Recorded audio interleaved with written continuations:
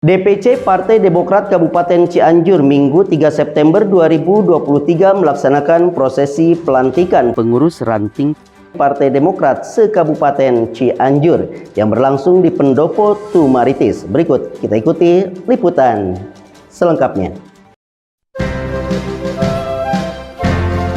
Dewan Pimpinan Cabang DPC Partai Demokrat Kabupaten Cianjur Minggu 3 September 2023 bertempat di Pendopo Tumaritis Cianjur menggelar pelantikan Dewan Pimpinan Ranting Partai Demokrat se-Kabupaten Cianjur yang dihadiri Ketua BPOKK dan Ketua Bapilu DPP Partai Demokrat, Ketua DPD Partai Demokrat Provinsi Jawa Barat dan jajaran pengurus DPC, anggota fraksi Partai Demokrat DPRD Kabupaten Cianjur, serta para ketua DPAC Partai Demokrat se-Kabupaten Cianjur.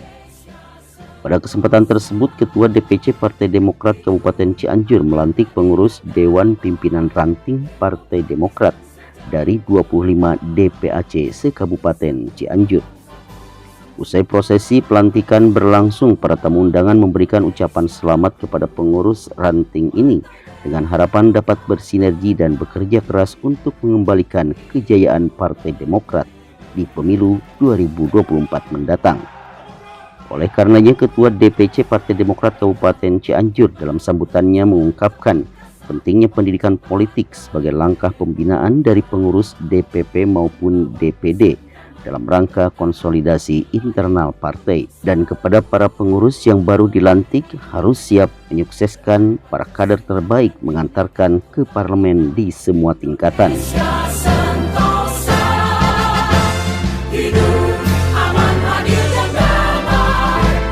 Bismillahirrahmanirrahim. Atas berkat rahmat Tuhan yang Maha Kuasa, pada hari ini Minggu tanggal 6 September 2023 bertempat di Pendopo Tumaritis Cianjur, saya atas nama Ketua DPC Partai Demokrat Kabupaten Cianjur secara resmi melantik Bapak Ibu Saudara menjadi ketua ranting di desanya sesuai dengan SK yang telah dibacakan.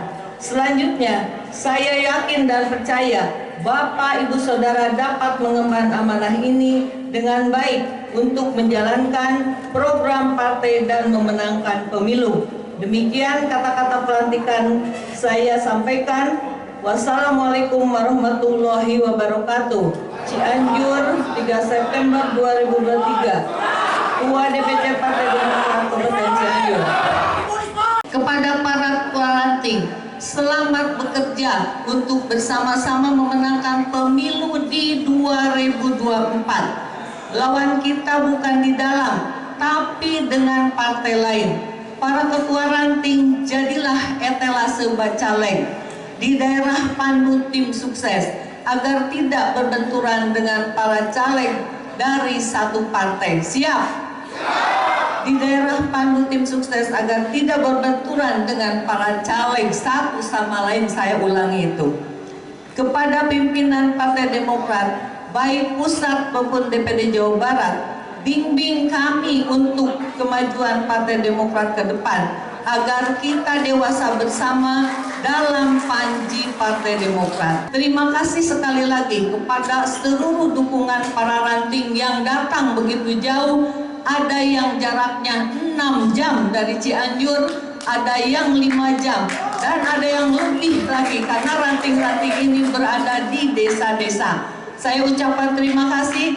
Ayo semuanya kita berjuang demi kebesaran Demokrat Kabupaten Cianjur, yang mana yang sudah saya di visi-visi saya, yaitu DPR RI 2 kursi, kemudian DPR Provinsi 2 kursi, dan Kabupaten 10 kursi. Siap semuanya?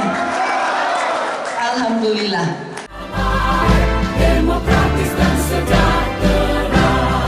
Sementara itu, Ketua BPOKK DPP Partai Demokrat Herman Khairon di depan kadernya mengingatkan kembali sejarah Partai Demokrat, prinsip dan tujuan berdirinya partai berlogo bintang Mercy ini.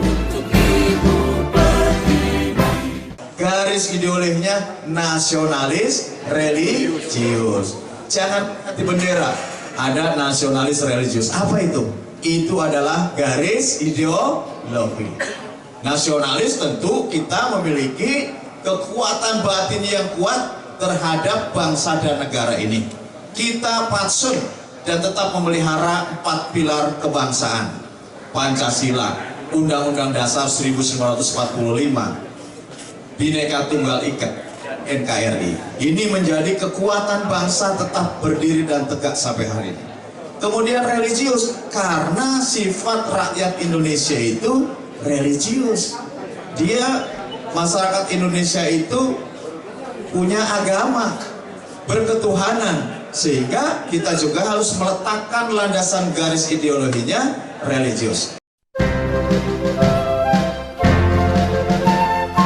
Ketua Bapilu DPP Partai Demokrat Andi Arief pihaknya menargetkan 8 kursi di DPRD Cianjur, dan saat menanyakan kepada para kader kemana arah koalisi pasca menjabut dukungan untuk Anies Baswedan, akar rumput Partai Demokrat ini serentak menjawab Prabowo.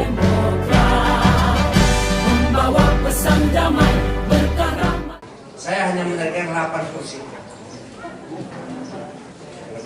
Jadi kalau jauh lebih ringan, jadi lebih berat DPD yang menaikkan 10 kursi. Minimal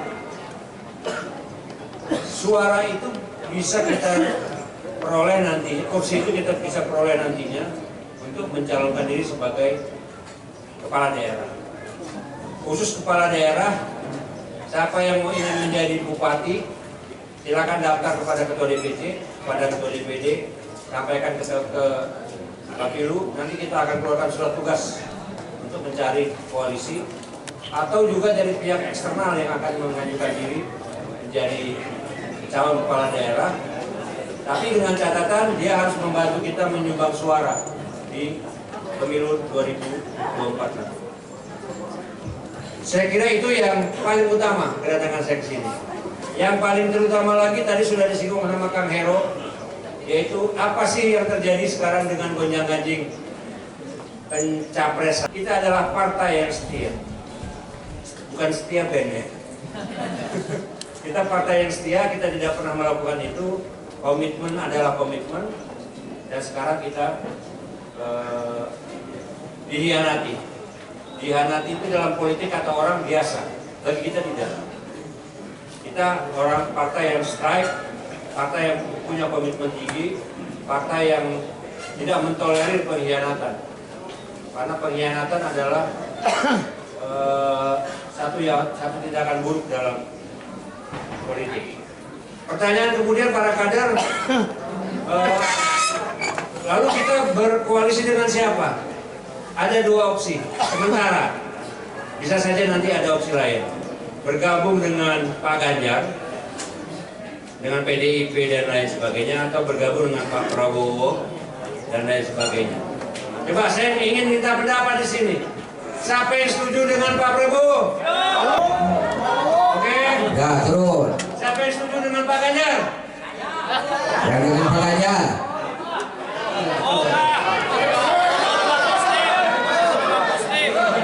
Tapi seandainya partai memutuskan apapun, harus kita patuhi. Oke?